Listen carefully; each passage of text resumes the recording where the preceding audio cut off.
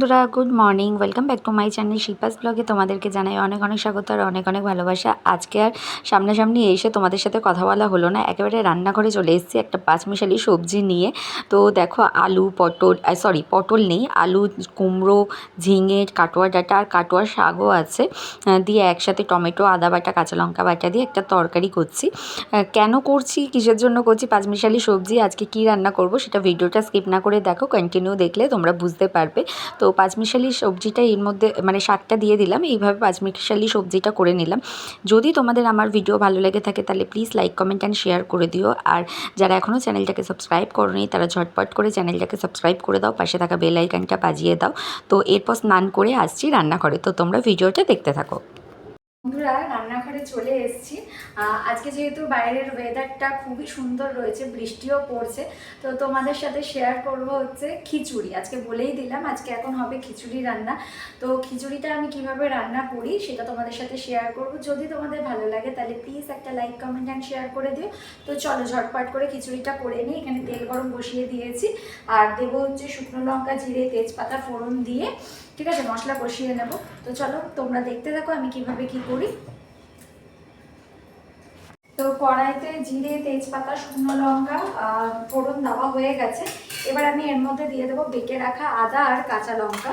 আদা আর কাঁচা লঙ্কার পেস্টটা দিয়ে ভালো করে একটু কষাতে হবে, যাতে আদার কাঁচা গন্ধটা কেটে যায়।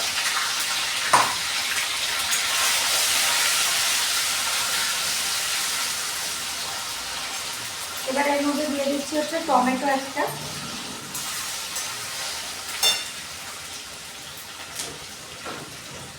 আর দিচ্ছি হলুদ দিয়ে এটাকে ভালো করে একটু কষিয়ে নেবো মশলাটাকে। আমি একটু অন্যরকমভাবে খিচুড়িটা রান্না করি, সেটাই তোমাদের সাথে শেয়ার করছি। তো মশলাটা কষিয়ে নিই, তারপর তোমাদের সাথে শেয়ার করছি। মশলাটা খুব ভালো করে কষানো হয়ে গেছে। এবার আমি এর মধ্যে দিয়ে দেবো হচ্ছে ভেজে রাখা মুগ ডাল। ভেজে রাখা মুগ ডালটা এর মধ্যে দিয়ে দিচ্ছি, ভিজিয়ে রেখেছিলাম অনেকক্ষণ ধরে, তারপরে ভিজিয়ে রেখেছিলাম, এর মধ্যে দিয়ে দিচ্ছি। এই মুগ ডালটা দিয়েও একটু কষানো হবে। আর এর মধ্যে দিয়ে দেবো হচ্ছে গোবিন্দভোগ চাল আর হচ্ছে লবণ। এর মতন লবণ দিয়ে খুব ভালো করে কষিয়ে নেব। তো কষিয়ে নিই, তারপর তোমাদের সাথে শেয়ার করছি।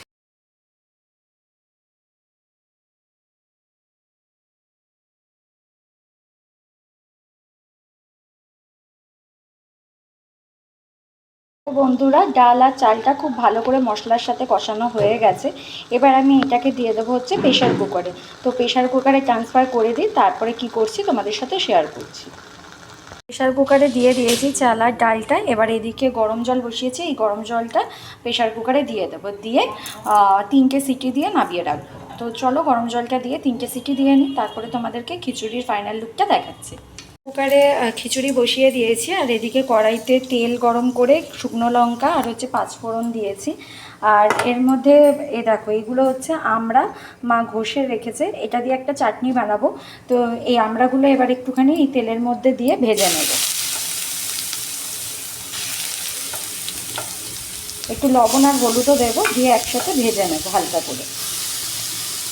আমড়াটা ভাজা হয়ে গেছে, তার মধ্যে একটু জল দিয়ে দিয়েছি। এবার এর মধ্যে মিষ্টির জন্য, টক মিষ্টি হবে, মিষ্টির জন্য কিছুটা পরিমাণ বাতাসা দিয়ে দিচ্ছি। তো এটা হয়ে যাক, তারপর তোমাদের সাথে শেয়ার করছি। খিচুড়ি রেডি হয়ে গেছে। এবার এর মধ্যে দিয়ে দেবো হচ্ছে বাড়িতে বানানো ঘি। বাড়িতে বানানো ঘি বলি কেন, এই কারণে, ঠিক আছে, বাড়িতে বানানো ঘিয়ের টেস্টটা একটু আলাদা হয়, সেই জন্য বলে দিই যে বাড়িতে বানানো ঘিটা, যেটা আমি আগের দিনকে বানিয়েছি তোমাদের সাথে শেয়ারও করেছি, ঘিটা দিয়ে দিলাম। এবার এটাকে চাপা দিয়ে রাখবো, খাওয়ার সময় পরিবেশন করব। তো চলো দেখে নাও আজকে দুপুরের লাঞ্চে কী কী আছে। খিচুড়ি, পাঁচমিশালি সবজি, আর এদিকে হচ্ছে আমড়ার চাটনি, একদম কাই কাই করে করেছি, আর এদিকে হচ্ছে পাঁপড় ভাজা। তোমাদের কেমন লাগলো অবশ্যই কমেন্ট করো।